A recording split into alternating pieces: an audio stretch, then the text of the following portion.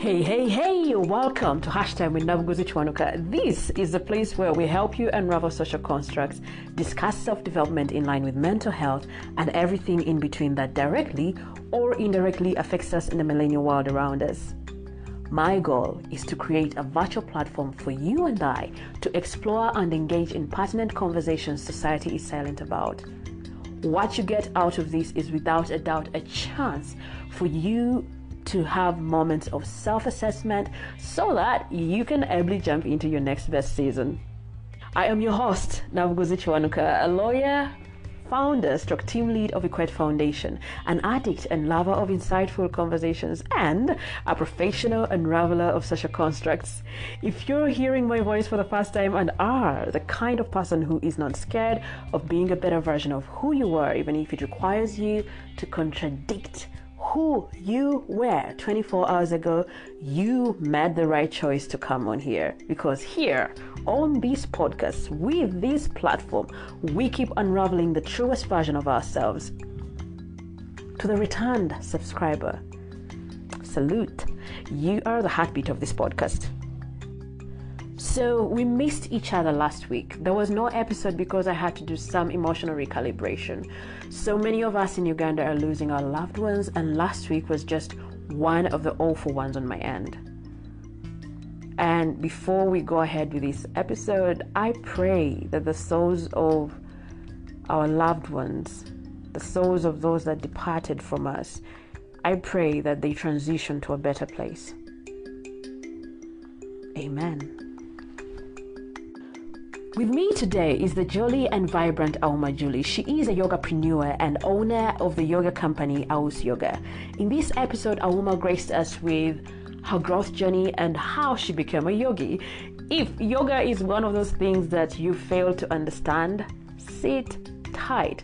She's going to gist with us in this whole episode, so let's jump into it. Hi, Amari. Hi. You're not going to age. You are the people that come out looking like 5-year-olds and just say, I am 90 years old. Hashtag forever young. Forever young. How you doing? I'm doing wonderful. Yeah. Yes. Please introduce yourself because you have a couple of pairs of names that sometimes I can't really keep up with. So for this recording, whom do we have on set? Well, that depends on the day of the week. Anyway. Today is Tuesday. Today's Tuesday. So on Tuesday, my name is Julie. My government name is Julie Auma Majale. Yeah. That is how I am known to the government of Kenya. Yeah. But close friends who know me from poetry and from my relationship with another poet and writer who know me as Amare. Yeah. And people who know me from the yoga world know me as Aus Yoga. That is my company.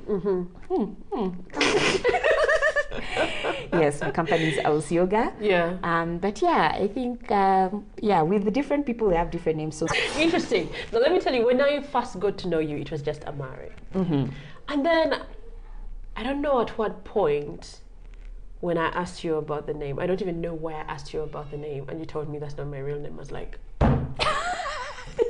wow, thank you so much for duping me. I didn't dupe you. It was just not. But like I said, it's as the government knows me. Yeah. Help us understand what the name Amari means.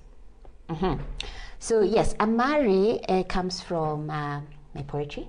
Yes. So, when you're young and you're like, I'm going to be a poet. Oh, yeah? Yes. So, in that state of mind, I had to have a name that matches what I How want young to was do. this? Many moons ago. When was that? Yeah. Oh, my gosh. Yeah, that was a while back. I'd maybe say, is it 8, maybe even 10 years ago. Are you serious? Yeah. Oh, 10 years ago? Yeah. Okay, now when you say 8 or 10, I was scared that by the age of 8, you knew you were going to be a poet. Like, wait, what? Well, I didn't know at the time. But so that many years ago. And so Amari is Latin for lover.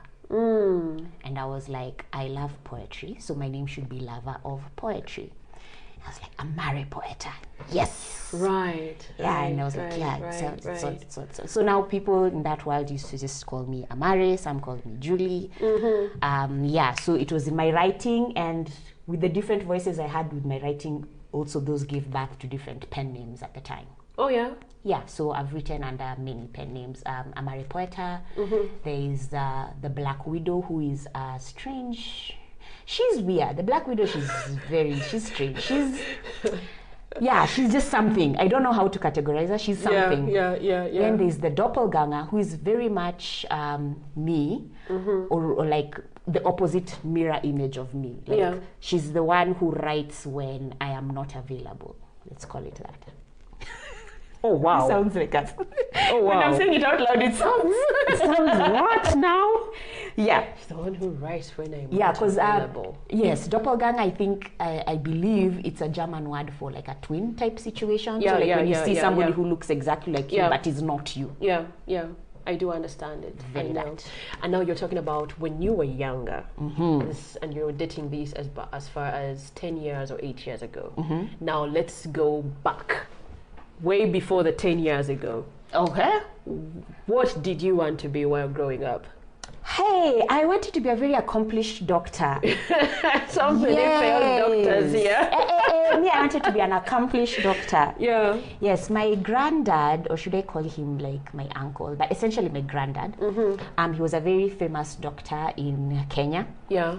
Yes, and he was an orthopedic surgeon. So people who know the name Majale from way back will think of him, Dr. Majale. Yeah. So I heard the stories of Dr. Majale and how he used to do these amazing things. But when I came on the scene, according to my mom, one, I was premature. When I came on the scene. When I arrived, stage left. Yeah. But and I was young. My mom told me I was born premature. And she told me I was a very strange looking baby. Apparently I was very dark and my eyes were blue. We missed that. That would have been a sight, yeah. You know how much money you would have been making right now? I would be very fancy looking. I'd be like one of those weird, like, people with the, interesting color pigment, blah, blah, blah, on those internet lists. Please take, I know, right? God record, yeah? So anyhow, so that was when I was born. And so I was born with bronchitis, or like I like to say, asthma adjacent. Yeah. And I spent a lot of time in hospital. Like my first days on this planet was spent in an incubator, according to my mom. And then after I came out of it, apparently I liked it so much that I kept going back. No, that's dark humor. I mean, that humor is so dark. Oh my goodness. That's not me. That's like doppelganger speaking. Okay. Yeah, like I told you. Yeah. Okay. Anyhow, you're kinda. But so I was in and out of hospital because I would get attacks. Like a cat comes near me, it's a wrap. Nebulizer, dust, nebulizer, anything is a wrap. Laugh too hard. There was a time I laughed too hard, and that's what got me into hospital. I've been there. So it was basically anything. But thank God, it's something that your body is able to grow out of. I later learned when I was pregnant is that when you, the lungs are the last organ to fully form in a pregnancy. And so when you're born premature, you're more likely to have certain lung-related challenges. But luckily enough, it was just at the right time where I could actually grow into it and my lungs could continue developing. So by the time I was in my late teens, I was pretty much almost there, out of it completely. I never had frequent attacks. They keep reducing in intensity, so which is thankful. And so now I am here, no attacks since I can't even remember when. So is that one of the main reasons, frequenting the hospital? Is that one of the reasons that made you very sure you were supposed to be a doctor? Yeah, because think about it, you're in hospital, and yes, because I was young, my mom was there all the time, and my parents and my sisters, and my brother, they were all around me at some point because they come to visit, visiting time. But the people that were there constantly were the nurses and the doctors. And I would see these people and I'm like, these people are doing God's work.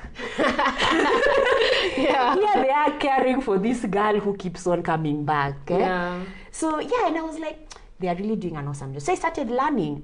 In fact, there's a story my mom tells that I think I must have been like maybe 5, 6, 7. And apparently the person who was doing my my drip, is it called intubating or what? I forget the name. Couldn't find the vein, and so intravenous, the IV. So when she's trying to find the IV line, and I was like, yo, let me just do this for you real quick. Let me just wrap it up. Like I was like, I can't deal with this. I was like one of those angry, like I can't see management and cook for myself the meal. Yeah. So yeah, and I basically told her how to get it and do it quickly.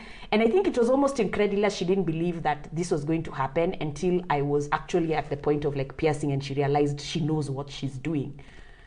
So even like when I was leaving hospital, I'd make it a thing where I would... Hold. Wait.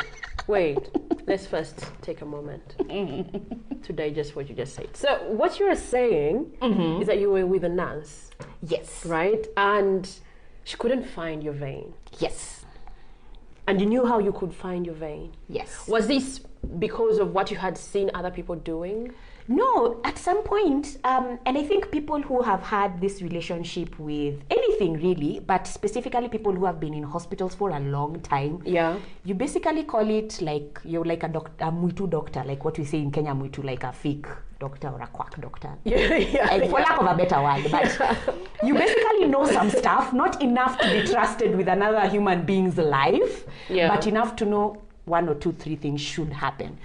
And because I was so used to going in there and this thing is happening, I was just like, I think I just had an attack, so I was tired. I must admit I must have been a bit of a handful. I was not in the best of moods. And I was like, look, let me just do this thing really quickly so we can all be happy and move on with our lives. Wow.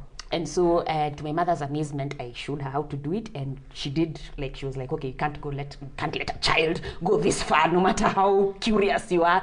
But apparently I said something that was enough to shock her into realizing that I can't do this by myself. And so that happened, and I was actually telling her, I'll only need your help to put in, because when you're putting it on one hand, you're only working with one hand, basically. Exactly. So, and I'm a right-handed person, so I told her, put it on the left, and then now we can do this, do that, the other, and I'll need your help to put the tape around it when I'm done. And she realized, oh, okay, she goes. And that was how I decided, hey, by the way, I can do this. I think I can do this. So, and my mom kept telling me a story, I was like, yeah, I'll do this. Helping people has been good because of the help I've received from these nurses and these doctors. Really guided me into that belief that they are doing an awesome thing, working with people, helping people around. So I wanted to be part of that, and I said, I'll be a doctor. So we're seeing you as someone very sure of being a doctor. Yes. But the person before me now is not a doctor. Well, maybe you're still the some stuff happened in the middle there. Tell us about this stuff. Okay, so so yes, the doctor dream was alive and well. So much so even like high school, I wanted to do pure sciences. We used to call them pure sciences, and so I wanted to get to the point where I do physics, bio, and chem. And I'd be like, there's that. You know, when you see a pure science, people are like, what? We call it, do you also call it PCB, the combination? I think, no, we used to call it that, but when the Kenyan education system changed here, now they started calling it pure sciences. Bourget things. But it's still PCB. Man. It is. If you think about it. Yeah. But yes, so that is what we did. And then I wanted to do that, and my teachers were like, no, we don't do that here.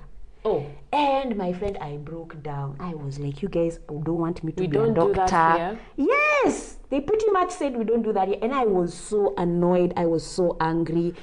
I cried. I made noise. In fact, I even rebelled. By the time I realized that I can't do that, oh my goodness, I became such a terrible human Did you being. ever feel like maybe I can change schools and pursue my dream?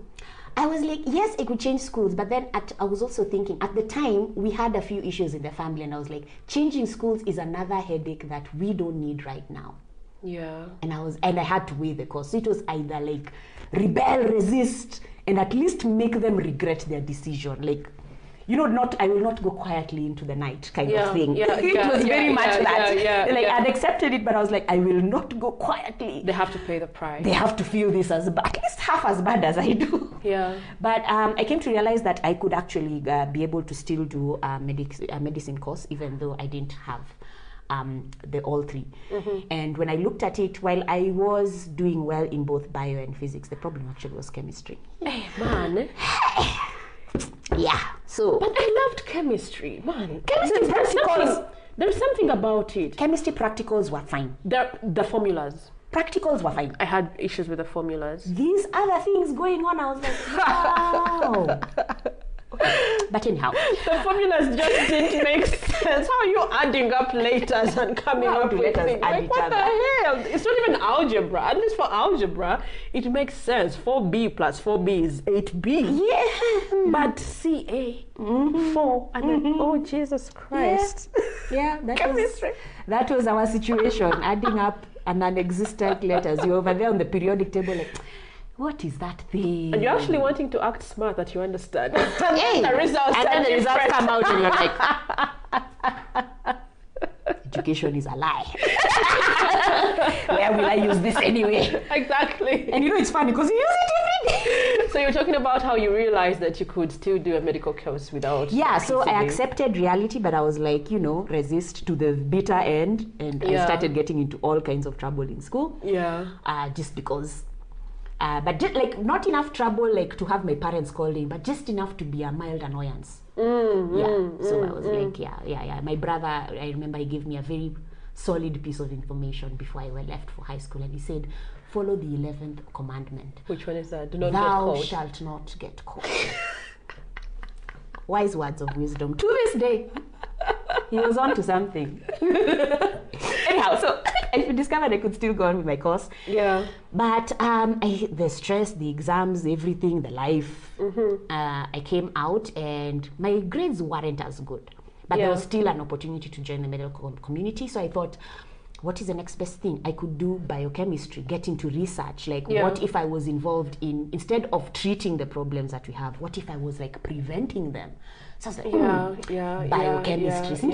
Yes. So that's what. And I attended all of one day of school at the JK University. It's Jomo Kenyatta, something of technology and something else. This is so embarrassing. Science and technology. Science and technology may probably, but yeah, they did a lot of good stuff. JK check them out, very good school. Keep it going and I'll find it. Yeah. Anyhow, so and I went there. I attended all of one day of you forget your school, though? I can't remember it's an abbreviation.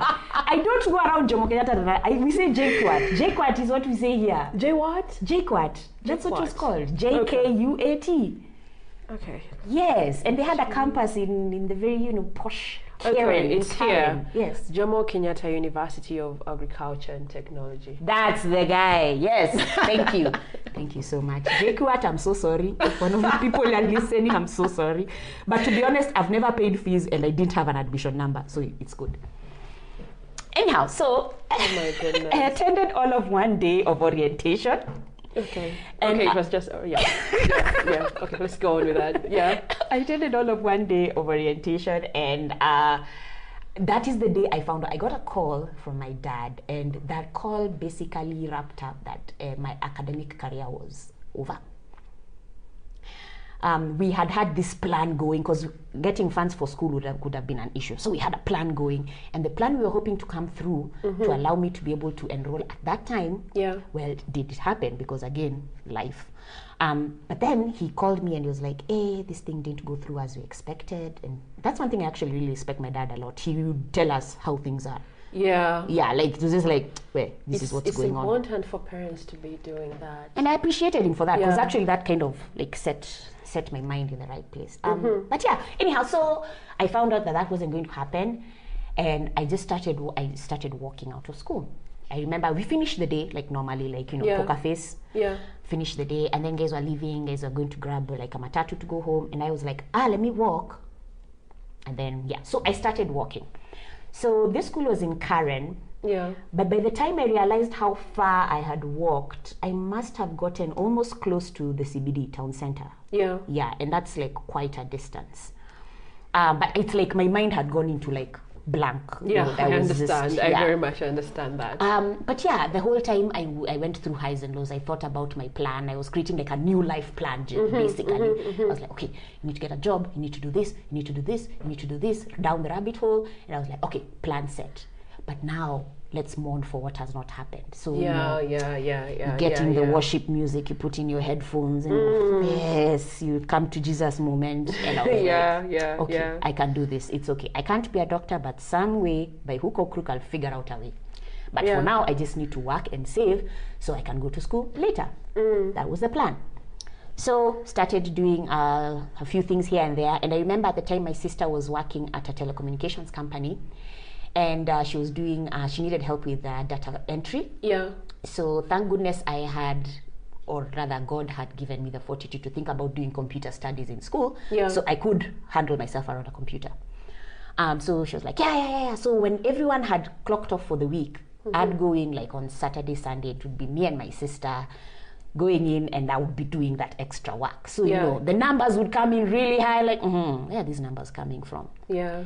Until one day, her boss caught me in the office. Yeah. And I was like, yo. I'm just thinking, I hope this doesn't mess my sister up. I hope this doesn't mess my sister up. But lo and behold, I was like, well, we do need data entry people, so. Whoa, just like that. I'm telling you, God works in mysterious ways. Then I joined that. And then after I was working there, I started realizing that my job kept gravitating towards training. So while I was doing the data entry, I started training the new people coming in for data entry. And then I was moved to like front, like person to person, in-person customer service. Yeah. And then I started training people to do that. Oh, yeah. Then finally I left there and I went into a different area of the telecommunications. And then, I started as a salesperson. Before long, I was training people to do sales. So for every department that you were going into, you ended up as a trainer. And I was like, okay, maybe I'm supposed to be a trainer. Yeah, okay, get the hint, Julie. Okay, so I'll be a trainer. Yeah. Then, lo and behold, I found myself at Africa Yoga Project after, that's another different story, but yes. I got pregnant, and after I had my child, I had this thing called diastasis recti. What that means is, sometimes when somebody is pregnant, to make space for the baby, the ab muscles actually separate. So they are thin, shall I call them, they're just pieces of tissue that hold the abs together. Yeah. So the main one kind of separates to allow the baby as much space as they need. Okay. Because nature is like, good for you and all, but you need to care about the person who's coming. Anyhow, so nature was like, good luck, and finally had the baby safely, thank God. Yeah. And then now I had this thing, and I was like, now what do I do? My best friend at the time, Sharon, goes like, you should do yoga. Yoga is nice and chill. It will help you to relax. At least sleep better. Yeah. So I tried some online yoga videos, and I was like, okay, this I can do. This is doable. Yeah. You didn't find it a little bit complex? Not 1 minute? I'm telling you, I think maybe the videos I found on YouTube were not as hard. Amateur? Right. I wouldn't say amateur, but they just weren't hard to do. And I realized it was because when you've had that kind of a condition I was talking about, you need very, very, very low impact, very basic, things to do. Yeah. So I was doing it just at the level that I could, which is why I could manage it. Yeah. And so I had this brilliant idea. Say, hey, what if you went for an actual yoga class?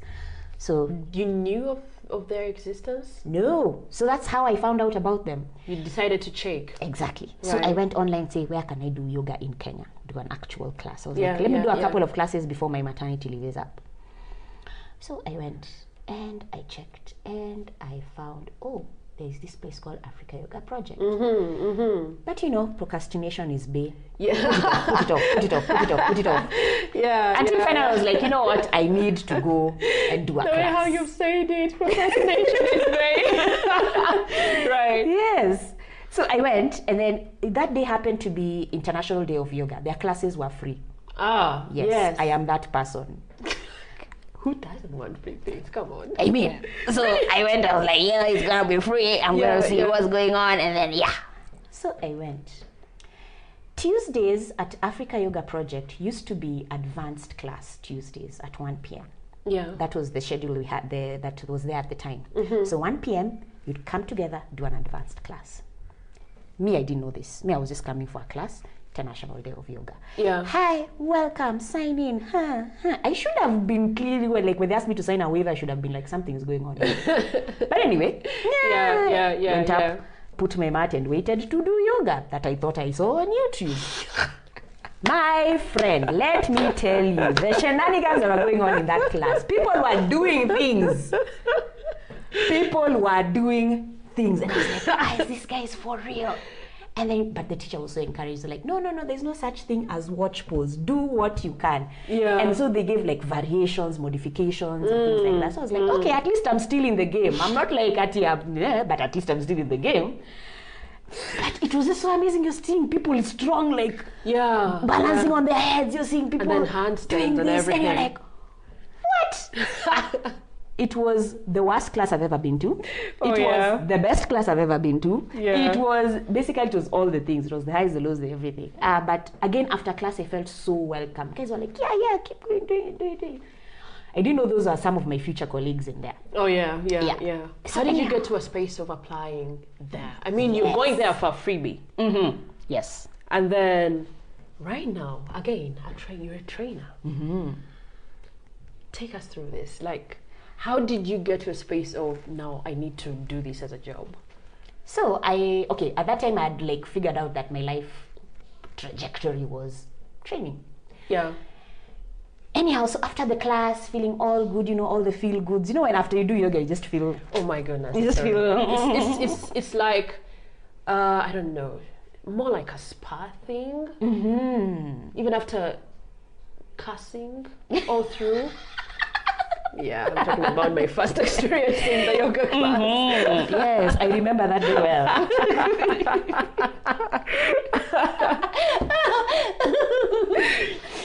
It's a feel good after. Mm-hmm.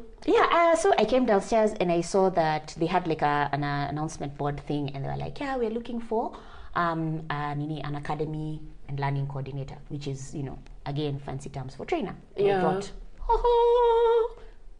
they're looking for a trainer. I'm a trainer. I'm here. Yeah. So I was like, okay, I'll do it. I went home. Procrastination. Yeah. And then I was like, okay, let me look at this thing. So I went online again, and then I found the actual job advert on LinkedIn. And I was like, this can't be a coincidence. I can't pretend like I'm not seeing this. So I applied. And I said, okay, let it be. What will be, will be. And then I got a call. Hey, you've been selected to interview for this position. Yeah. I'm like, okay. Yeah. Zawa, yes. Yes. So, interview process. And it was like, I think like almost like 5 to 7 steps. It was like, do the interview. They gave you an actual piece of work to do, which was actually, I really loved that interview process because it wasn't about my papers, because I didn't have them. I only had like work experience. Yeah. And then there was a step in the process where they actually give you a piece of work to see if you could actually do the job. Yeah. And I was like, yes, thank you, somebody who just doesn't see papers. Yeah. So I submitted that, and then there was a process where you basically go and have tea. And I love tea. So we went, had tea with the team. That is still part of the interview? Yes, because now you want to meet with the people you'll be working with. Oh, okay. So people who are both, who are supposed to be my superiors and people who I was supposed to be leading are together on one table to really see, can you people actually work together? This is why I love AYP though. This is one of the reasons I love AYP. But that's... basically it's you being interviewed by both the person who is your N+1 and the person who you're leading. They are both going to interview you in some level. Okay. But they call it tea time. So you go have tea, and then you're in a conversation on your table, and basically people just throw questions at you. Any kind random of questions. That would be so random cool. questions. It's not even like, oh, where did you study? How are you sure you're willing for this? It's like just the most random questions. like, I think it's almost like throws you off until like you're kind of comfortable a bit. But we had such a good time during that team. Such a good time. And then I got the news like, hey, okay, Nini HR is like, yes, and I was like, yes. And then, because now, you know what's really confusing me is that you aren't really so much into the training, not the training, yoga practicing itself. Yes. And now, how are you taken in as a trainer? So, in Africa Yoga Project, with the work that we do, yes, we are yoga teachers. We train yoga teachers. Yeah. Part of that training, we call them on the mat and off the mat skills. So, like, for me, I was coming in as an off the mat skill. Yeah. Yes. So my job was to give the off the mat skills. Like, for example, what are the soft and or hard skills they need off the mat to be able to be successful at the yoga training they already have. So you could have all the training in the world, but how are you able to communicate your services? How are you able to deal with people? How are you able to follow their processes, your social media, your emails, how all these things. So they need to be a package deal. So you have the basis, you have the foundation, you are a yoga teacher. So how do we like now shape and mold you into what you want to do? So for us, we were like now putting that together as an organization.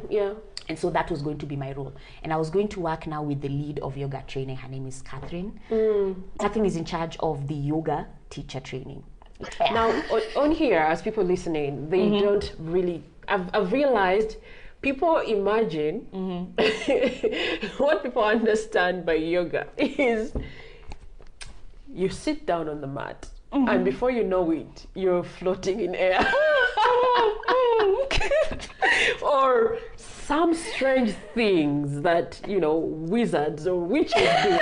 So please help us understand yoga. Before we go any further, before we go further, help us understand yoga. Okay. Who can do yoga, who can't do yoga, and you know what it is essentially. I think people really need to get into the understanding of there are different types of yoga. I mean the place whereby I am, you know, talking about, I do Ashtanga, I do power yoga, I do this.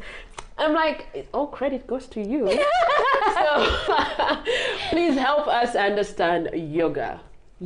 So in the simplest terms, yoga actually means union. Like union. If you Google yoga, it's like yoga means unity, union. Okay. Is essentially the term. I think if you look at it, I believe in the Sanskrit, it means union. Union of what? Well, that's basically up to you. As the person practicing, and is what I like to say.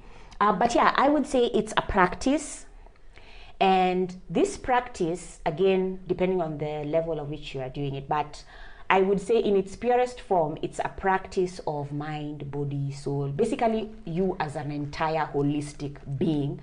Yoga is one of those practices that works on all of those levels. Of course, for others, they'd want it purely for the physical. I'm not, like I said, I'm not going to be an enemy of progress. There are those who are looking it for, you know, they want to use it for healing. Like, I came to yoga because it was the thing that helped me heal from that particular condition I had.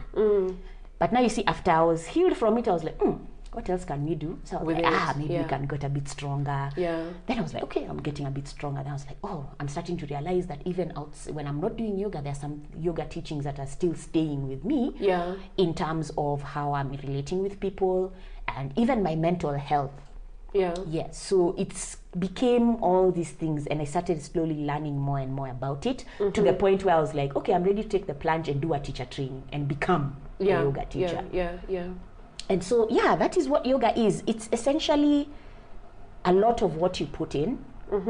And it's also one of the most rewarding practices, to be honest. Because you go to the mat thinking one thing, and then you leave with a bunch of things. I mean, how is that not a good thing in any way, shape, or form? The first time I came for the class, and it was just something bougie, slay queen-ish, friend. I don't know how many cuss words I used. You used a lot. Let me tell you, I witnessed your practice, and I was like, did I make the right decision inviting this chick here? And did I? And you know, like, before all of that, I knew I'm flexible. Hey. Yeah, yoga opens eyes.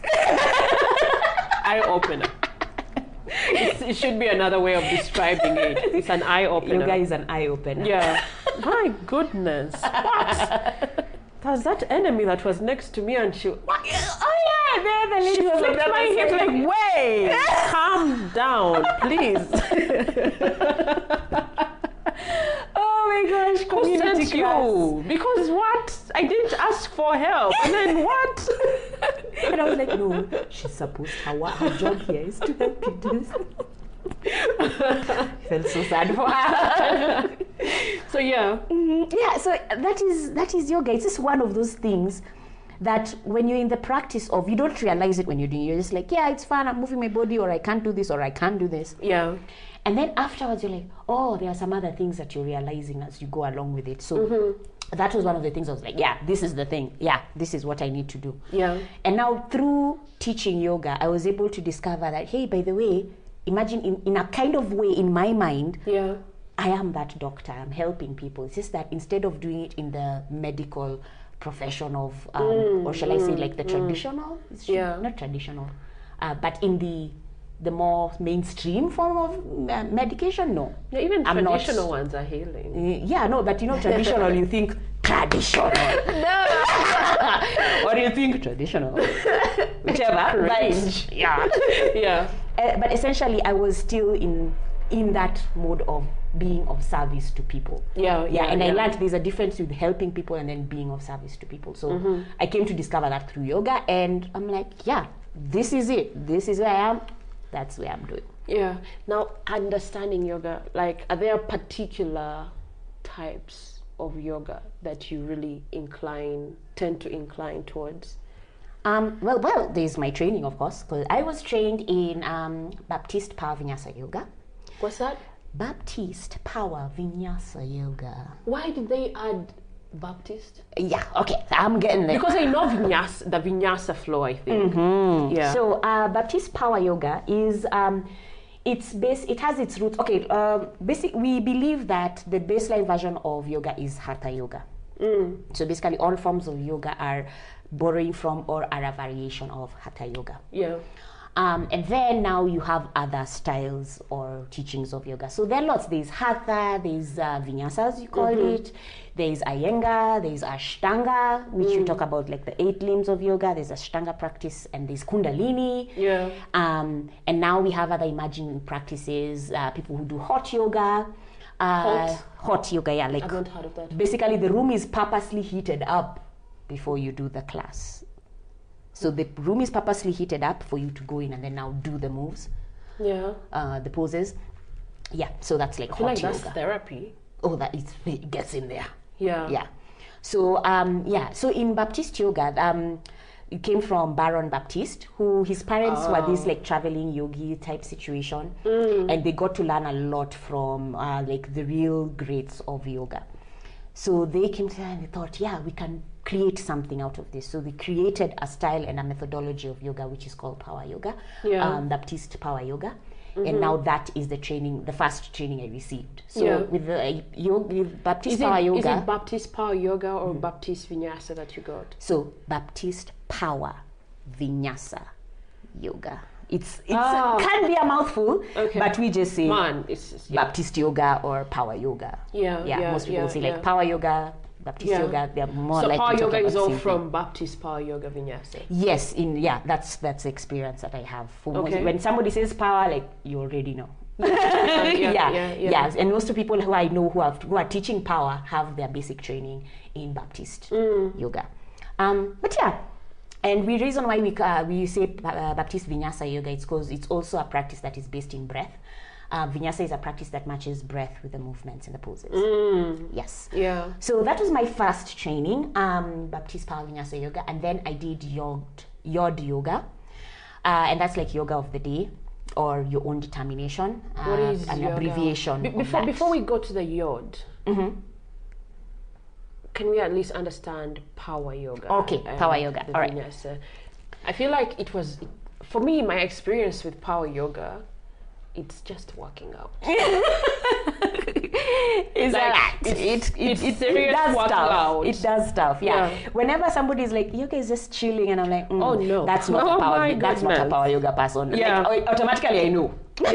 Yeah. So, but yeah, it's very vigorous, I think is the word.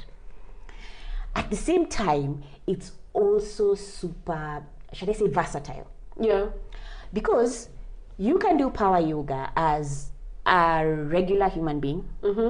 We have teachers who are doing power yoga with people living with cancer, people living with special needs, people like anybody. It's a practice that you can be able to modify for so many different people, which is why I think I liked it. Yeah. Because before yoga, I was not the person who worked out in any way, shape, manner, or form. So you had to give me something that I can actually manage. And one of the things we talk about in Baptist yoga is meeting people where they are and then leaving them in their greatness. So you want to work from where this person is capable of doing, and then now grow with them and let them experience their own, shall I say, power or their own energy, and be able to practice in a way that they can serve themselves, their practice, and what they want to do. Yeah. So it's very, very, very vigorous. Yes. No joke. I as you'd remember. Friend. What? But it's set in 11 sequences. No, we have one basic sequence. It's called Journey into Power. Just like Ashtanga Yoga, you have the primary series, full primary or something of sort. So ours you call the Journey into Power sequence. 53 poses. And then, of course, we either modify, change the time. Like you can do a full JLP class in even 20 minutes or under, or you can just pick and choose different places of it. But it's designed to be a full body workout, like from your head to your toes, you're moving something. Yeah. And now we jump to the Yod.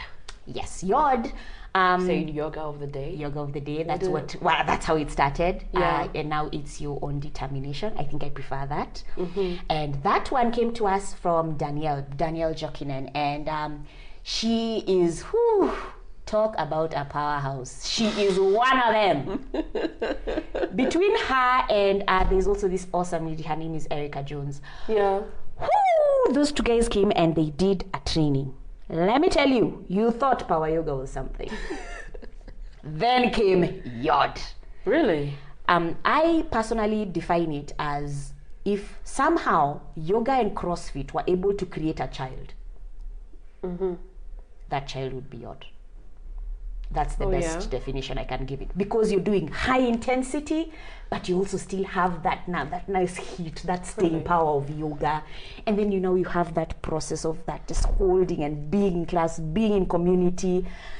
It's just the one, and then it really thrives on this community power of your own personal, shall I say, like your own oomph. Like it really gets you in there, present, and that's why I love it.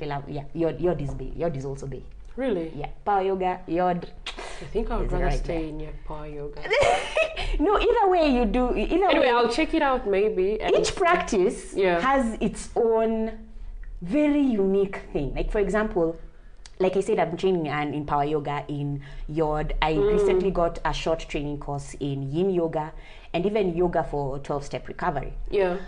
So each practice of yoga has a very unique, should I say, a personality, for lack of a better word. And it's not that there is one overarching, like, that's the one. Yeah. That's the beauty of yoga. It's never just the one thing. It's never just the one thing. So whichever style of yoga somebody chooses to practice, that's a personal decision. I'll leave to them. And for me, this is the one I know how to teach. Yeah. But if I'm going to Ashtanga, I go. If I go I just go, and I enjoy myself in that class because it's a thing. Yeah. But for the styles I teach Baptist Vinyasa yoga, I teach Yod, I teach Yin yoga, and yes, I'm yet to have a class, a Y12SR class, although I am qualified to teach a Y12SR class. Yoga for 12-step recovery. I forgot. Yoga for 12-step recovery. Yes, that one. Talk about 12-step recovery. Addiction. It's an addiction. No. It's yoga that actually supports the addiction process. So that one came to us from her name is Nikki Myers. Yeah, and she has done amazing work. So she's using the teachings and practices of yoga to support people who recovering addicts actually. And so it's not like something that's supposed to be okay. Now you don't need to go for your regular meetings. No. It's something that's supposed to. It's a complementary thing that supports you through your recovery step practice. That's why it's called yoga for 12-step recovery. Yeah. So if you're doing your steps, keep doing them. Don't stop because now you're doing white over Sara. No, it's there to help support you through that process. So it's also like super awesome. We were able to do that at the coast in Kenya at one of the rehab centers. And one of our... Was that last year? Yeah. Was it? No, it was in 2019 before things fell apart. See, the Corona year. We don't talk about it. Yeah, we don't count it. Yeah, we don't talk about it. Anyway. Are we even out of it? Yeah, it was 2019. Yeah, so we were able to do what is called a ladies' seva. Seva means selfless service. So the ladies at AYP came together and we were like, let's do a service project and let's use our training in White Over Sar. So we were able to hook up with an addiction recovery center called MEWA. Located at the coast, and we were able to go there, get the training, and we even actually got some of them to come and do the teacher training. So we actually have teachers who are leading, and we're so proud of that, and they're doing awesome right now. That's amazing. And now, is there a such thing as this person can and cannot do yoga? No such thing. If you have a body, you're doing yoga. There's no such thing as this is not you for you. If you have a body. If you have a physical body, that can move in some way, shape, or form. Yeah. You can do yoga. Quite interesting. Simple and now, as that. Help us get, this, we usually talk so much about mental health on here. Is there a way that yoga helps with someone's mental health? I'm saying yes, because it has helped with my mental health. And yes, because with the people in the Africa Yoga Project Academy and program, they've actually when we started doing surveys and NDR things, they're actually I feel like I've improved my mental health because of the practice of yoga. And so yes, it can. How is usually the question I get. So the how again is because of the practices that are happening within the yoga. Whether as a trained teacher or as should I say a practitioner or somebody who's just practicing, like maybe you have no interest in being a teacher, but you're just practicing, yoga will have an impact for sure. And how that happens is when you're teaching the practices of yoga. For example, give us some of the few practices that can really have a positive impact on someone's mental health. Okay, I'll use one that is used in one of the shall I say, not necessarily a style, but one of the applications of yoga for trauma. And we call that one mind body well-being. Yeah. And there's this one beautiful thing they say that your breath is your most powerful tool. Yeah. Because sometimes people forget to breathe. Yeah, it's the most natural thing your body does, but when you're in that sometimes place of clenching up and doing everything, it's like you almost forget how to breathe. And all it takes sometimes is just that moment of sometimes that's the main difference between what could have happened, could be something else, and what you can choose to have happen. Let's call it that. I think it's just like, when you're scared, you're like, and then it's just like, it is very that. So, and then in yoga, and we call it the Ujjayi breath or a victorious breath. It's one of the many breath practices that are in a yoga class. So there are very many types. So don't think it's the only one. There are very many types. But that's the one that's most dominant in the style I teach, which is power yoga. So, and this is a breath that fuels you. Its purpose is to move you. Its purpose is to get you there. You're creating your own heat. Your own, you're really in it when you're practicing Ujjayi. And then, if you think of meditation, one of the most direct, easiest ways to meditation is to actually just focus on your breath. Yeah, I think many people have this thing that meditation is thinking about some weird, far off, unforeseen deity. Like, God forbid. Like, it's just going to be like, do you know how many times you meditate in a day and you're not even aware of it? They don't know. Yeah, so it's just, it's one of those practices that helps you come back to the present. Yeah. Because usually your mind is either rushing to the thing it doesn't know is going to happen or the thing that already happened. If you think of trauma, for example, and I think, maybe, should I say like trigger warning? Yeah. Okay, yeah. So if you're thinking of something that happened to you in your past, it is very present for you. You're feeling it in your body at that time. You can't breathe. You're physically scared, even though there's nothing around you. Logically. It makes, when you say it like that, it makes sense. I mean, when I'm telling some stories, I just cry. Like, you're in that moment. Tears just come out. Your body, you start shaking even. Like, for some, they're like, even like, you'd even like crunch, like even your body language changes. Yeah. And so when you think about somebody who's going through that, whether it's PTSD or whether they're just recalling a traumatic moment or it's come to their recollection, they've been triggered. Like somebody touched them accidentally and it's like, it's a wrap. It's just not, you know, that fight or flight response comes in. And so for us, it's in present. The most available thing for most of us, if we are lucky, if we're still alive, is breath. We all have it. We can all do it. We can manipulate it to a certain extent. And so when you call on that, it's available to all of us. It doesn't matter who you are, where you are. You can call on your breath and you can just be like, you can remind yourself that, hey. Again, with practice, it's not like it's going to be like, oh my gosh, I'm so zen. But you can remember like, oh, take a deep breath in, exhale. And suddenly the situation, in as bad as it was, you realize it's not happening right now. It's not that it never happened, but right now where you are, that's not what's happening. And because you've taken that few breaths, that one or few breaths, however many, to bring yourself back to this moment, you know, okay, it was then. It's not right now. And that in itself is a big milestone in terms of your healing. To know that it is not happening now and to recognize what is actually happening now, what you call being present. So that's why, that's one of the things in yoga. Because in class, when you're trying to hold that pose, it's the same thing. You know, your body doesn't know the difference. You are shaking like a leaf. You're like, and you hate the teacher. It's like F-bombs. Like, oh my goodness. Look, who are you to talk?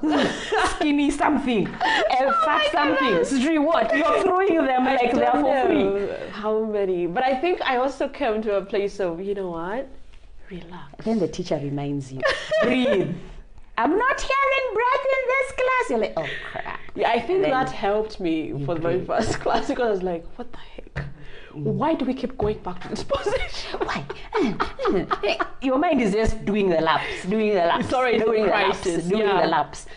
So yeah, and that's why one of the practices in yoga, breaths as your most powerful tool, is really something important for me, both as a physical level and also like as a mental level. Because I mean, we know, babe, asthma and asthma adjacent, those of us know, hey, breath. It's not as easy as it seems. But because of that, I've rediscovered breath. Like, even in those times when you get tense in your tight chest, you're able to remind yourself. And that's something I have with me all the time.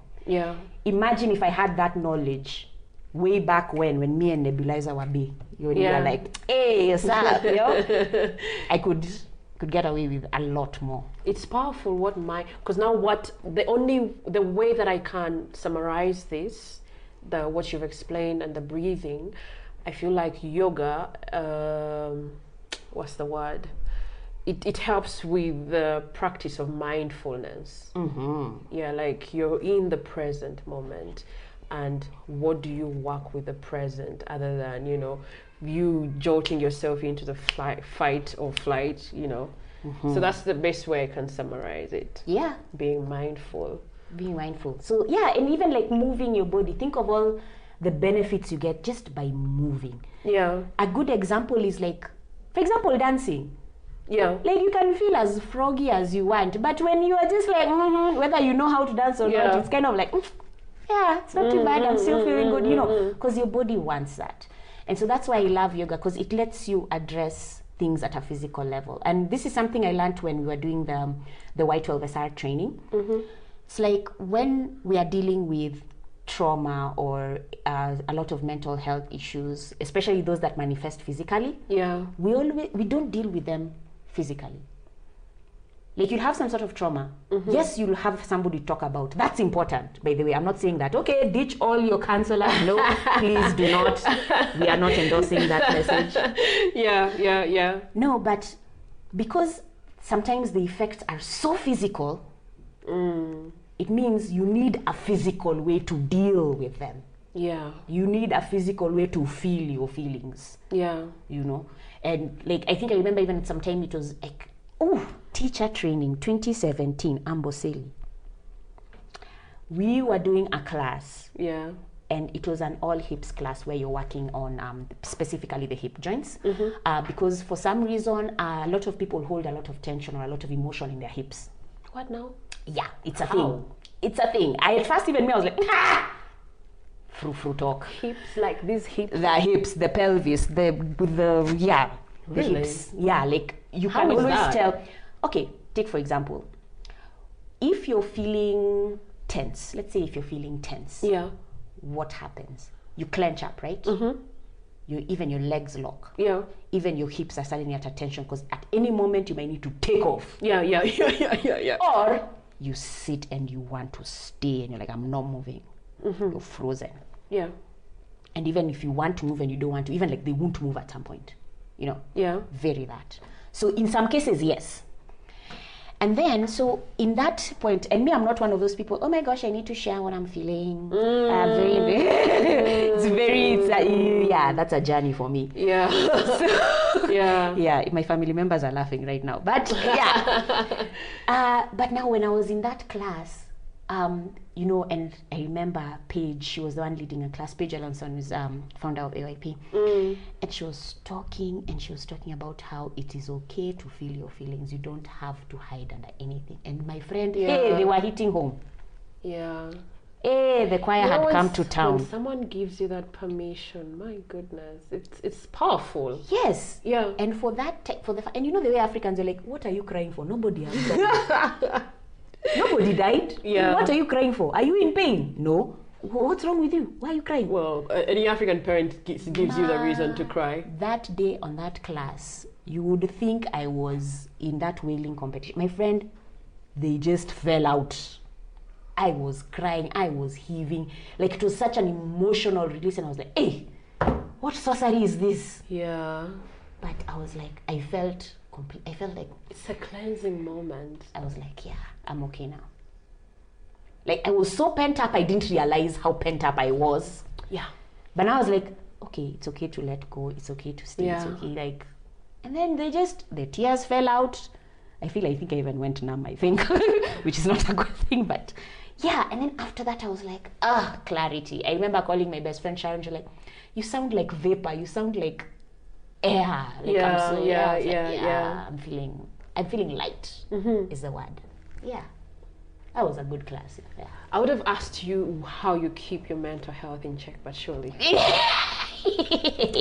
that's quite irrelevant. We've gotten all the tips from you, and you've helped us to understand what it's like to be into yoga and how it helps, you know, someone with their mental health. Maybe you have something extra beyond yoga. Beyond Could yoga. it be there? Hey, is something that keeps your mental health in check?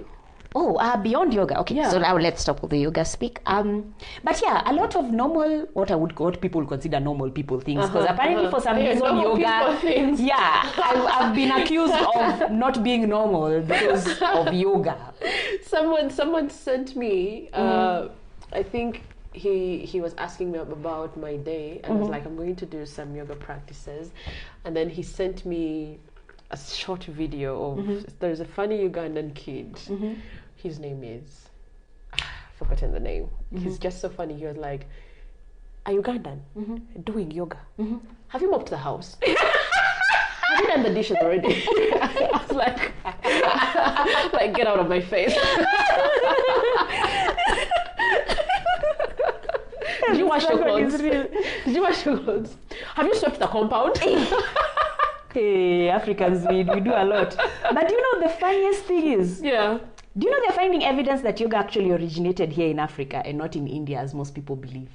Tell us about that. Yeah, it's even us, we were like, Haja, what, Ati, who, where?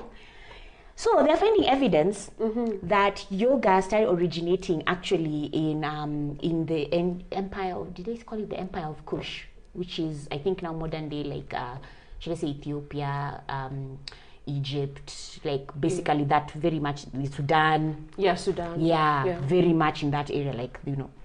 There's really ancient, like, should I even call them pre-ancient civilizations, that they had a practice that if you looked at today, you would call it yoga.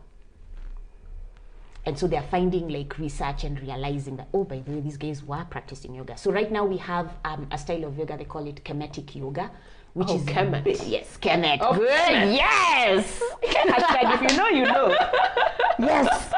So there's Kemetic yoga, and there are people who are also calling or rebranding it as African yoga. And there's an awesome guy, he's called Pablo Imani, who came to actually AYP, and he did like a nice workshop, and we were able to learn so much. And he gave us also tools like, go read for yourself, find out for yourself. Yeah, some things go find out for yourself. So I'm going to put the onus on you guys.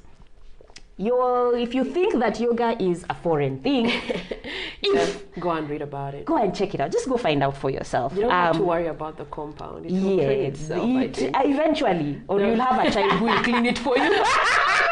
Oh, what? What an intention. What? What? It's that is so mean. There's nothing so freeing as knowing as you can send someone around just like, Maya, if you listen to this and you're a grown woman, I'm only joking. So is there that thing, you called it the normal people? Yes, so normal people stuff. Well, it's very important to recognize, and I think, is the word recognize? Okay, I'll say this. Yeah. It's very important to understand how you process your emotions. Because I can go here on self-care like, oh my gosh, I need to do like a face mask or blah blah blah, or I need to do some yoga, blah blah blah, blah, blah. I can be all up here with all this stuff, which is nice. It's good if it works for me. If it works for me. Key note, if it works for you. So for some of us, it is yoga. For some of us, it's exercise. For some of us, it's music. For some of us, it's getting out there and meeting with friends. I've been waiting for you to talk about food. It was coming. It was coming, you know. For some of us, it's being around family. There are so many, like, how do you process your emotions? If you can get some sort of basic understanding around that, and then guide it to the self-care that is best for you. And self-care doesn't look the same for everyone. It doesn't. For some of us, self-care means I drop everything, I do nothing, I close the windows, and I pretend no one's home. Some people do manicure. Go do your mani pedi. Do your life. For me, I like you say, coming to food. I like doing this sometimes. I take myself out. Like I treat myself. I dress up. It's a production. It is a production, let me tell you. I wake up, I dress myself, and I take myself out. I get myself an Uber. I take myself somewhere that I want to eat. I wouldn't do that. And I sit down and I say, and I ask the waiter, surprise me. If it is well cooked, is going down. And then we talk about some suggestions, we make a decision. Food appears before me by the magic of culinary skills. And I eat and I eat and I eat and I eat and I eat. And then I watch some random YouTube video. Mostly it's usually true crime, which I find, I'm not sure why. It usually has something to. Let's not market them. I was about to say the name. But you know. I liked her. If you're listening, you know her and you know him. Yeah. I'm tempted to say something. Say it. Suspicious. acts of violence against the like button. So yeah, we have marketed them without marketing them. Yeah. But yeah, and I watch like one of those short clips. And then I pay my bill. I'm so sorry. Like, I'm so sorry. How dare you find? I don't know why. That? I don't know why. It's just one of those things. Oh my goodness. I can't find therapy with those guys. What? I don't know. I think maybe it's like the cadence of their voice or their antics. I don't know. Anyway, hearing stories about bad things happening to people should not be comforting in any way, shape, manner, or form. Or maybe they remind you, hey, I'm in a better place. I'm okay. Life is okay. Yeah. Maybe. But yeah, so I watch one of those videos, and then I return myself to my home. Yeah. And I continue with life. Like, okay, now what next? Yeah. Every once in a while, I don't set like it's going to be monthly or what, but every once in a while, like I'll just, when you feel like I'll just be like, yeah, I need to go do this. Yeah. I plan my time, I take a day, and usually I like to go to places where I wouldn't randomly run into someone I know. Yeah, like this is my me time. Yeah, it is very much my me time. Yeah. And then other times, now I want the whole crew, because now you see I've discovered that place. Like, usually I tell people, there's this place. You're such an influence by and then now we all go, and then now we all have a meal. I need to work on that. And we make noise, and we laugh. I need to get into a practice of, yeah, I had you, it's okay. Yeah. I need to heal from you. Did you? But I thought we decided we are going on a retreat. I thought we decided we are going... You're not going to have the whole world watch me. Thank you so much for gracing us with your presence and vibrant self. Yes, we need to be talking about the Aus Yoga classes. Yes. Can anyone check in from any country? Yes, of course, time allowing. Yes, so I have a company. I've always wanted to say Look that. at yourself. Like, it's always been like, oh my gosh, I'm an entrepreneur. A yoga company. Yes. So my company is called Aus Yoga Kenya. Yeah. Yes. Look at yourself. Yes. And we do yoga classes. Yeah. Yes. By we, I mean me and myself. The many selves. The many people in you. Yeah. No, but anyway, Aus Yoga is a yoga company. We do retreats. Yeah. Shout out Watamu Tree House. Yeah. Yes. You have to pay for that. My goodness. Oh yeah. Yes. If you're ever wondering, like, come to Watamu Tree House. That place is amazing. We've held many retreats there. So yes, Aus Yoga does retreats. We do online classes because we have gone in the time of Corona. Yeah. But thank goodness for, internet connectivity. We can actually practice together. Yeah. Yes, so I do classes, and I also write about yoga. Yeah. So I'm a poet, I'm a writer. So how do I put that into the things I love? So I also write about yoga and yoga related topics. Yeah. And so that is something you can come to. On the internet streets, you can find me at Aus Yoga KE on the Instagram, Aus Yoga Kenya on the Facebook, even on the LinkedIn for those of us professionals. Aus Yoga, Aus Yoga, Aus Yoga. Yeah. I also have the website, which is ausyoga.co.ke. Aus meaning AUSYOGA. Yeah. .co.ke. So with all the platforms that you've talked about, someone can easily book into a class? Yes, we can chat. Usually we have a conversation. When you say Aus Yoga Kenya, does that give an allowance of people from other countries? Oh yeah. To have classes with you? Of course, like I said, I'm not an enemy of progress. Wink, wink. Yeah. Yes. So of course, time allowing, because I have slots that are available. And usually either we'll do a program for a certain amount of time, or we'll do something else. Like, because right now we've just done Road to 108 Sun Salutations, where on the 21st day of June, International Day of Yoga, we do Sun Salutation A on repeat. All that content is on my socials, and you can follow that and how that went. Yeah. And then, so coming up now, we are working on a retreat coming up in October. But between now and then, I also have slots available where we can practice together, and we can even just basically talk about yoga. So if you feel like you can only reach because you want to practice, or you're just curious, like, let's have conversations. If you're curious, if you have a question, if I'm able to answer, I will answer. If I am not, I know people. Someone somewhere has the answer and you will find them. Yeah. Thank you so much for gracing us with your presence. Thank you. I'm finally on hashtag.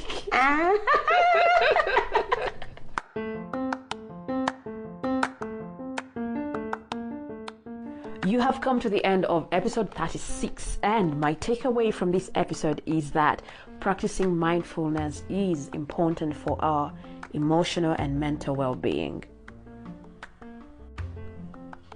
Thank you for tuning in to another episode of Hashtag with Nabuguzi Kiwanuka. If you loved what you heard, make sure you subscribe to Hashtag with Nabuguzi Kiwanuka in your podcast platform of choice and share it with your friends.